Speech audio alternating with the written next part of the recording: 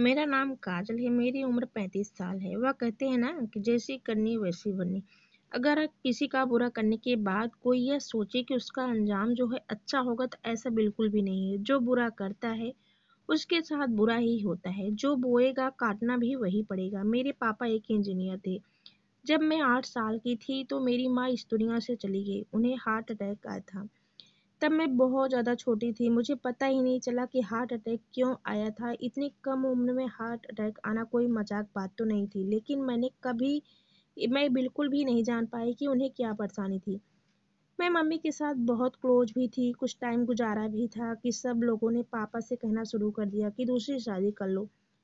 पहले तो पापा ने मना कर दिया था और अब मैं 10 साल की हो चुकी थी। एक दिन जब मैं स्कूल से वापस आई तो मुझे बहुत ज़्यादा हैरत हुई जब दादी ने मुझसे कहा कि तुम अपनी सहेली के घर चली जाओ। वही सहेली जिसे दादी बिल्कुल भी पसंद नहीं करती थी। सहेली से दादी इतना ज़्यादा चिढ़ती थी कि वह सहेली से आज इतना ज़्यादा क्यों प्यारी हो गई है कि मुझे उसके घर भेजने के लिए राजी हो गई है। मैं भी खुशी-खुशी उनके घर चली गई। जब रात के वक़्त में घर आई तो मैं बहुत ज़्यादा हैरान थी, क्योंकि घर में हल्की-फुल्की हलचल थी। मुझे समझ नहीं आ रहा था कि यह क्या हो रहा है। यह सब बहुत ज़्यादा अजीब लग रहा था। इतने लोग क्यों हैं और कहाँ से आए हैं? क्योंकि मैं उनसे किसी को भी नहीं जानती थी कि ये लोग कौन हैं। सब लोगों के बीच 2 लोगों को देखकर मेरी हैरत की इंतहा ही नहीं रही। दोनों ही सजे-संवरे शायद अपनी नई ज़िंदगी की शुरुआत कर रहे थे। मेरी सबसे पहली नज़र अपने पापा पर गई जो बिल्कुल दूल्हा बने बैठे हुए थे। मेरे पैरों तले से तो ज़मीन ही निकल गई। मैं उस वक़्त छोटी बच्ची भी नहीं थी। वक़्त और हालात ने मुझे वक़्त से पहले ही समझदार कर दिया था। मैंने पापा के साथ बैठी हुई औरत को देखा जो कि बहुत ही ज़्यादा जवान थी। पापा से तो कई गुना ज़्यादा छोटी लग रही थी। मेरा दिमाग तब घुमा जब मैंने देखा कि दादी ने उस औरत के साथ पापा को कमरे में भेज दिया। मुझे बहुत ज़्यादा हैरत हुई। यह कैसा ज़ुल्म है जो सब लोगों ने मुझ पर कर दिया है। मुझसे कुछ साल बड़ी लड़की को ही मेरी माँ बना दिया है। मैंने जब दादी से पूछा कि ये सब क्या हो रहा है तब मेरी आंखें फटी की फटी रह गई जब उन्होंने कहा कि मैंने तेरे पापा का घर आबाद कर दिया ताकि तू आबाद हो सके। मुझे दादी की बात समझ नहीं आई, लेकिन मेरे लिए सच्चाई को अपनाना बहुत ज़्यादा मुश्किल था कि मेरे पापा ने दूसरी शादी कर ली है। मैं रोती हुई अपने कमरे में चली गई। मेरा सारा दिन इसी सोच में गुजर गया कि अब क्यों पापा ने दूसरी शादी की, वह भी खुद अपनी से बहुत ही कम छोटी उम्र की लड़की से। उनका ना कोई जोड़ था। अब अगले दिन मैं उस लड़की का रवैया देखकर बहुत ज़्यादा परेशान हो गई थी। नौकरों पर ऐसे हुक्म चला रही थी कि जैसे यहाँ की वह बहुत बड़ी मालकिन हो। वह ना जाने कब से यहाँ पर रह रही हो। मुझे अपने सौतेली माँ की यह रवैया बिल्कुल भी पसंद नहीं आया। मेरी माँ ने किसी को सख्ती से भी बात नहीं की थी। मुझे तो मम्मी कहते हुए भी शर्म हो रही थी। मुझसे कुछ साल की बड़ी लड़की मेरी माँ नहीं हो सकती। मैं नाश्ते की मेज पर गई तो वहाँ पहले ही पापा की दूसरी बीवी बैठी हुई थी। मैंने भी जाकर नाश्ता करना शुरू किया। अभी पराठे पर हाथ रखा ही था कि जब मेरी सौतेली माँ ने मेरे आगे से पराठे की प्लेट छीन ली। मैं इन सब के लिए तैयार नहीं थी तो मैं अचानक से उनके ऊपर चीख गई। लेकिन अगले ही पल मैं अपनी सौतेली माँ को देखती रह गई जब उन्होंने मेरे गाल पर एक जोरदार चाटा लगाया। मुझे समझ में नहीं आया कि आखिर उसने ऐसा करा ही क्यों। मुझे थप्पड़ मारना, मेरे सामने से नाश्ते के प्लेट को हटाने का आखिर उनका मकसद क्या था। इतनी देर में दादी बाहर आई तो मैं रो रही थी। दादी ने मुझसे पूछा कि क्या हुआ। इतने में मेरी सौतेली माँ बोल पड़ी। ये पराठे खाने जा रही थी तो मैंने इसे रोका क्योंकि ज़्यादा चिकनाई की चीज़ें खाने से तो मोटी हो जाएगी ना, फिर रिश्ते भी नहीं आएंगे। मेरी माँ मेरे भले के लिए यह सब कर रही थी और मैं उल्टा उनसे बदतमीजी कर रही थी। मुझे तो हैरत का झटका तब लगा जब अपनी सौतेली माँ का कारनामा सुनकर के मेरी दादी मुझे गुस्से से मेरी तरफ देखने लगी। इससे पहले तो मैं कुछ कहती मेरी दादी ने मुझे डांटकर मेरे कमरे में जाने के लिए कह दिया। मैं दुख से निढाल होकर यह सोच रही थी कि कल की आई लड़की मुझसे ज़्यादा सच्ची हो गई। रात को जब मेरे पापा घर आए तो मैंने उन्हें बताना चाहा, लेकिन मेरी सौतेली माँ ने उन्हें अपने कामों में लगा लिया, जिससे वह तो ना ही मेरी बात सुन सके। और कई दिन ऐसे गुजर गए जो पहली वाली रौनक अब खत्म हो चुकी थी। पहले मेरी माँ मेरे खाने-पीने का ख़्याल रखती थी, आप किसी को परवाह नहीं करती थी। पापा भी सारा दिन काम में बिज़ी रहते थे और जब घर आते तो सौतेली माँ उन्हें अपने काम में लगा लेती। वक़्त गुज़रता गया, मेरे ही घर में अब मेरी कोई मायने नहीं थी। पापा की दूसरी शादी के बाद 1 साल में ही मेरी दादी हमें छोड़कर चली गईं। पापा हर वक़्त तो मेरी नई माँ के पीछे-पीछे रहते थे और मुझे डाँटते रहते थे। मैं हर वक़्त अपनी माँ को याद करके रोती रहती थी, तो मुझे भी रोने भी नहीं देती थी। जब मैं रोती तो उस रात मेरे पापा ने सामत आ जाती थी, क्योंकि सौतेली माँ पापा को भड़का देती थी कि मैं इतना प्यार करती हूँ, तब भी यह रोती रहती है। सब लोग तो यही सोचेंगे कि मैं खुश नहीं हूँ। सौतेली माँ मुझ पर जुल्म करती रहती थी, जिससे पापा गुस्से में आ जाते थे और मुझ पर हाथ भी उठा देते थे। मेरी सौतेली माँ जो भी चाहती थी वही सब हो रहा था। पापा को मेरे खिलाफ कर दिया था, यहाँ तक कि घर वाले सारे के सारे लोग मेरे खिलाफ हो गए थे। बहुत मुश्किल से मैंने यूनिवर्सिटी में एडमिशन लिया, तब मेरी जान छूटी। मैंने हॉस्टल जाने के लिए कहा तो रहने की इजाज़त भी मिल गई। सिर्फ मैं 6 महीने में ही घर जाती थी, वह भी सिर्फ नाम का। सुबह जाकर के शाम को पढ़ाई का बहाना करके वापस आ जाती थी।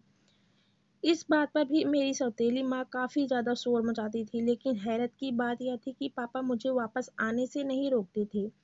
एक दिन मैंने अपने घर में रहने का सोचा। मैं घर एक रात के लिए रुकने के लिए रात के वक़्त जब मुझसे कमरे में घुटन हुई तो मैं बाहर आँगन में आ गई। थोड़ी देर के बाद मैंने अपने पापा को कमरे की तरफ देखा तो लाइट जली हुई थी। मैंने पापा का कमरा मेरे कमरे के छोड़ करके थोड़ी दूर पे था। हल्का-सा दरवाज़ा खुला होने की वजह से रोशनी बाहर आ रही थी। मेरे पापा को रात में लाइट ऑफ करके सोने की आदत थी। लाइट जल रही थी, पापा मतलब जाग रहे थे। दिल में छोटी-सी ख्वाहिश हुई कि पापा के साथ जा कर के थोड़ी-सी बातें कर लूँ। मैं पापा के कमरे में चली गई, जहाँ पापा किताब पढ़ने में एकदम से व्यस्त थे और सौतेली माँ उसके पास बैठी हुई बातें कर रही थी। अभी मैं अंदर कदम रखती तभी पापा और उनकी पत्नी की बातें सुनकर मेरे रोंगटे खड़े हो गए थे। मुझे यकीन नहीं हुआ जब मेरी सौतेली माँ ने कहा कि आप अपनी बेटी को घर से बुला ले, हॉस्टल ना भेजा करें। जिससे मेरे पापा ने कहा, फिजूल में अपनी माँ जैसी यह भी है, इसे वहीं रहने दो, जान छूटी हुई है। मैं पैसा भी अगले महीने से भेजना एकदम से बंद करता हूँ। खुद कमाएगी, खुद पढ़ेगी, घर आएगी तो फसाद ही डलवाएगी अपनी माँ की तरह।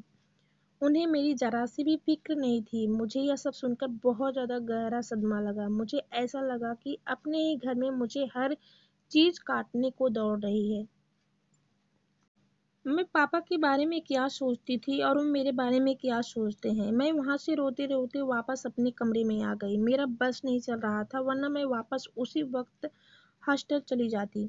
अब तो मुझे नई फ़िक्र सताने लगी थी कि अगले महीने मैं फ़ीस कैसे दिया करूँगी और 3 साल बाद तो मेरे लिए घर में जगह भी नहीं होगी। मैंने अब नौकरी करने का सोचा था। अगले दिन मैं वापस हॉस्टल चली गई थी। मैंने अपनी सहेली से जॉब के लिए कहा तो उसने मुझे नौकरी पर भी लगवा दिया। सैलरी अच्छी थी, जिससे मेरा कॉलेज का खर्चा और खाने-पीने का खर्चा जो था आराम से निकल जाता था। लेकिन अब मुझे रहने की भी फ़िक्र थी, क्योंकि मेरी पढ़ाई पूरी ही होने वाली थी। सारी ज़िंदगी तो हॉस्टल में नहीं रह सकती थी। तभी मैंने 2-3 बच्चों से ट्यूशन पढ़ाने को कहा। मैं अपनी पढ़ाई करने के बाद बच्चों को ट्यूशन पढ़ाया करती थी। एक दिन मेरी हैरत की इंतहा ही नहीं रही। मेरे पास बहुत से स्टूडेंट ट्यूशन के लिए आए। मैं उन्हें ट्यूशन पढ़ाऊँ, मुझे बहुत ज़्यादा खुशी हो रही थी। उसमें से मेरी क्लास का एक लड़का भी था। वह देखने में बहुत ज़्यादा खूबसूरत था, लेकिन मेरा काम तो सिर्फ पढ़ाना था और मैंने उसे पढ़ाना भी शुरू कर दिया था। 1 महीने का वक़्त ऐसे ही गुज़र गया, मुझे पता ही नहीं चला। और पापा ने जो कहा था वह सच कर दिखाया था। उसने मुझे पैसे भेजना एकदम से बंद कर दिया था। वह लड़का मेरा बहुत ज़्यादा ख़्याल रखता था। मुझे पहले लगा कि वह मेरी फ़िक्र करता है और मेरा दोस्त बन गया है, इसलिए ही मेरी परेशानी समझ लेता है। लेकिन एक दिन मेरी हैरत की इंतहा नहीं रही जब उसने अपने प्यार का इज़हार ही कर दिया। उसने कहा कि वह मुझसे शादी करना चाहता है। मैं उसे बहुत ज़्यादा अच्छी लगती हूँ। वह भी मेरी तरह पार्ट टाइम जॉब करता है। उसकी फैमिली में बस एक भाई, बहन और मम्मी थी, जो उसके साथ रहते थे। घर वालों की तरफ से तो वो बहुत ज़्यादा अमीर था। उसके पापा का एक्सीडेंट में देहांत हो चुका था। पापा के देहांत के बाद किसी ने भी कभी उसको नहीं पूछा था, इसलिए उसने भी सब रिश्तेदारी ख़त्म कर दी थी। मैंने भी अपनी सारी दास्तान सुना दी, लेकिन उसका कहना था कि एक बार अपने घर वालों को बता दो कि मैं भी यह सोच करके अपने घर वाले को बताने पहुंच गई। लेकिन पापा को देखकर मुझे बहुत ज़्यादा खौफ महसूस हुआ। मेरी आंखें यह देखकर फटी की फटी रह गई जब मेरे पापा को अजीब-गरीब हरकतें करते हुए देखा, जैसे कि वो अपने होश में ही नहीं थे। पापा को ना जाने क्या हो गया था और मम्मी ना जाने कहाँ थी। मैंने काफ़ी देर परेशान रही, फिर रात में पापा के कमरे में गई तो मैंने देखा कि पापा की आँखों में अजीब-सी बेचैनी थी, जैसे कि वह बहुत कुछ कहना चाहते हों लेकिन कह नहीं पा रहे थे। मैंने पापा से कहा, पापा आपको मुझसे कुछ बातें करनी हो तो आप कर सकते हो। जैसे मैं कुछ कहती, एकदम से मेरी सौतेली माँ आ गई और पापा को कुछ देने लगी। पापा ने खाने से इनकार किया किया तो मेरी माँ ने ज़बरदस्ती उन्हें और ज़्यादा खिला दिया। वह खाने के आधे घंटे बाद ही नींद आने लगी थी, वह सो गए। मैं माँ से बोला कि उनकी तबीयत ठीक नहीं है, उन्हें डॉक्टर के पास लेके जाओ तो उन्होंने मुझसे कहा कि यहाँ पे मैं जाँच करवा रही हूँ, मैं फ़िक्र ना करूँ। 3 दिन लगातार मुझे घर में रहना पड़ा पापा के साथ। आखिर 3 दिन बाद कहने का मौका मिला। मैंने जल्दी से पापा से सब कुछ कह दिया कि मुझे अपनी पसंद की शादी करनी है। पापा ने हैरत से मेरी तरफ देखा। सौतेली माँ तो पता नहीं कहाँ से पीछे आ गई और आते ही उनका शोक डालना स्टार्ट हो गया कि जैसे कोई मर गया हो। मेरी शादी न होकर के उनके लिए बहुत ज़्यादा टेंशन हो गई।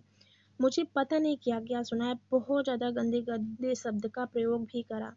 पापा भी होश में नहीं थे, तभी उन्होंने बेरहमी से मेरे चेहरे पर एक थप्पड़ जड़ दिया।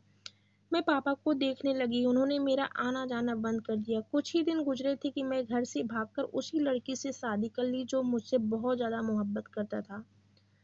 ज़िंदगी बहुत ज़्यादा प्यारी हो गई थी, जैसे सब गमों के बादल छट से गए थे। खुशियों की बहार चारों तरफ अपना शोर मचा रही थी। मैं भी बहुत ज़्यादा खुश रहने लगी थी। मेरा पति मुझसे बहुत ज़्यादा प्यार करता था, मेरी हर ज़रूरत का ख़्याल रखता था।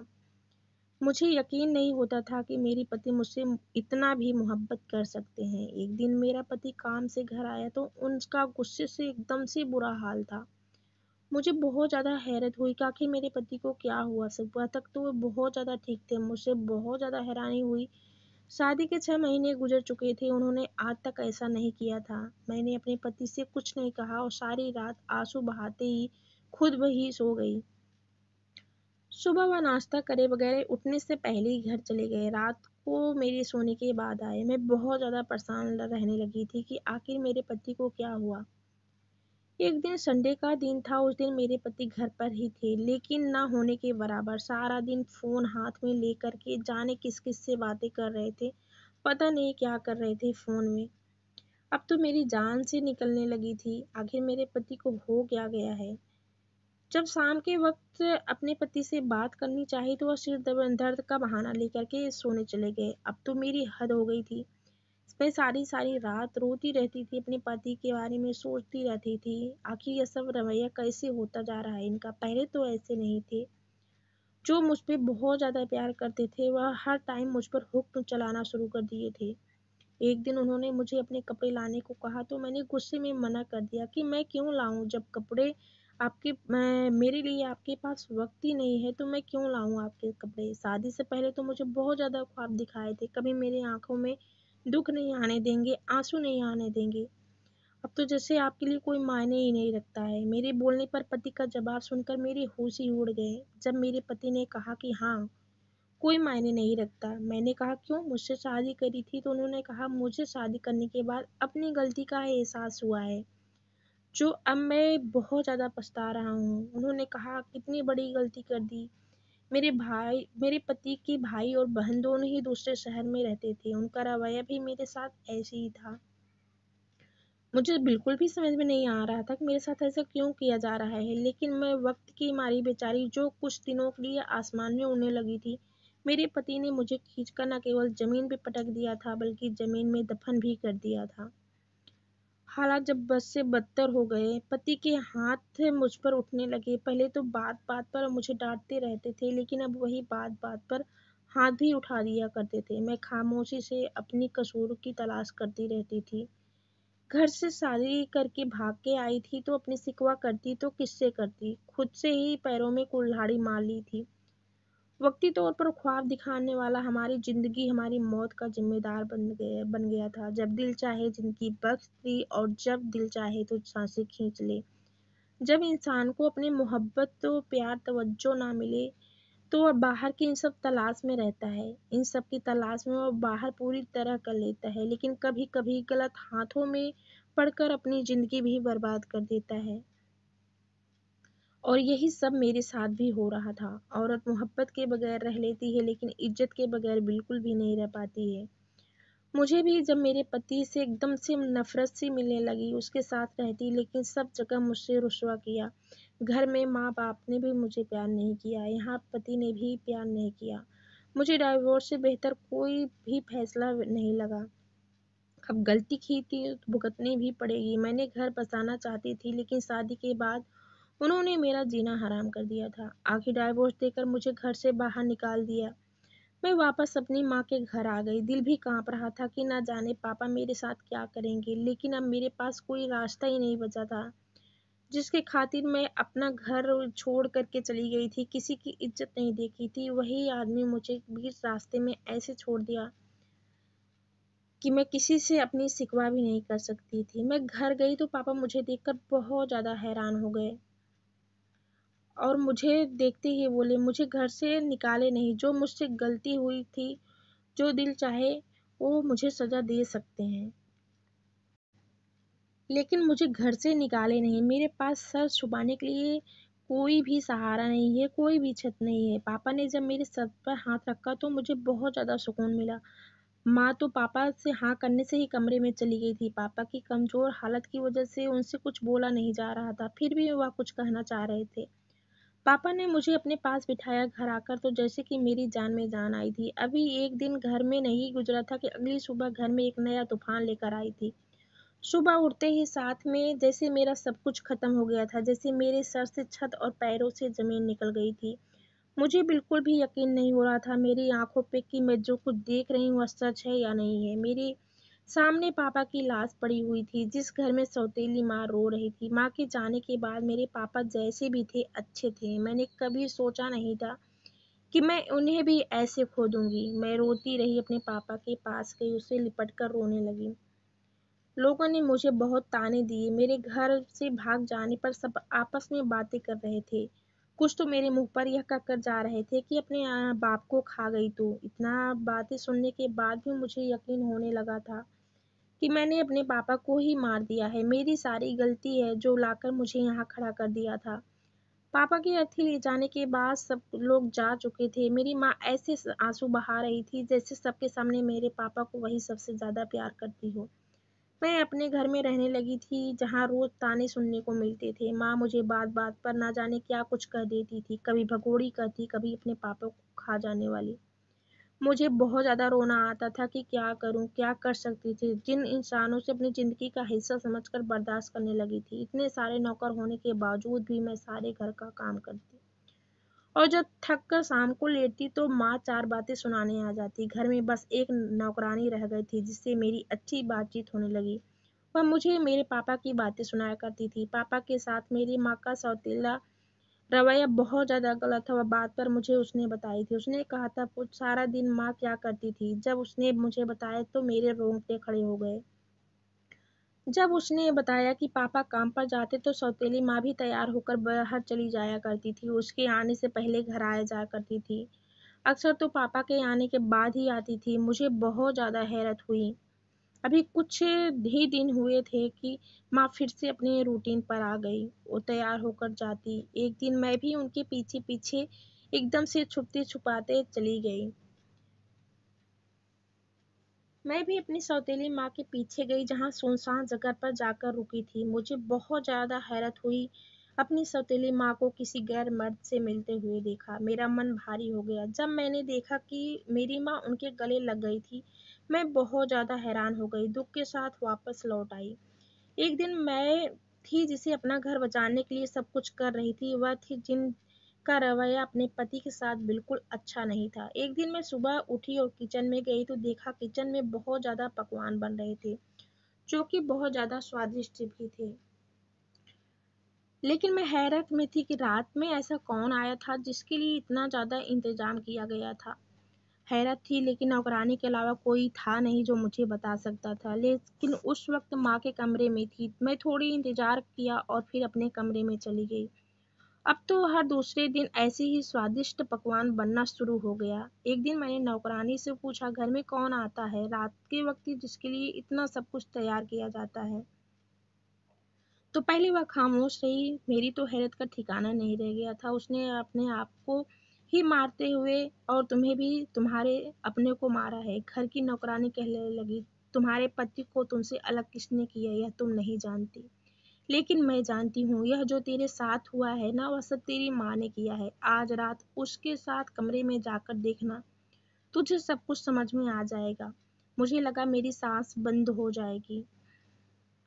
आखिर मेरा रिश्ता खत्म होने में ही मेरी सौतेली माँ का हाथ था।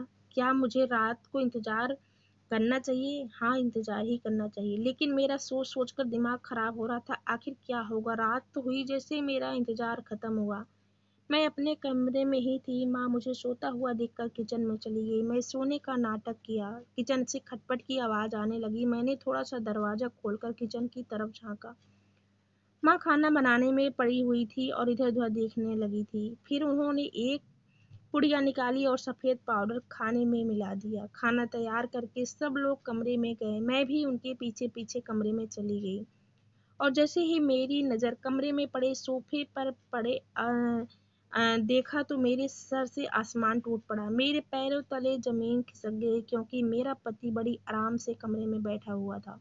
उसने मेरी माँ की शानो-शौकत में ऐसे व्यस्त थी जैसे कोई नौकरानी अपने मालिक की सेवा कर रही हो। मेरा पति एक-एक करके सारी चीज़ों को खाने लगा और मेरी हैरत की इंतहा ही नहीं रही। जब मेरा पति भी मेरे पापा की तरह बेहोश होने लगा, अपने होशो-हवासों में खोने लगा तो मेरी तो रूह काँप गई। यह सब देखने के बाद मैं अपने कमरे में चली गई। यह क्या था? मुझे कुछ समझ में नहीं आ रहा था। आखिर मेरा पति मेरी माँ से क्या ताल्लुक था? जो ताल्लुक सोच रही थी वह सोचकर मेरी जान निकल रही थी। मैं बड़ी मुश्किल से रात गुजारी। अगले दिन जब मेरी माँ तैयार होकर बाहर गई तो मैं नौकरानी के साथ मिलकर एक प्लान बनाया।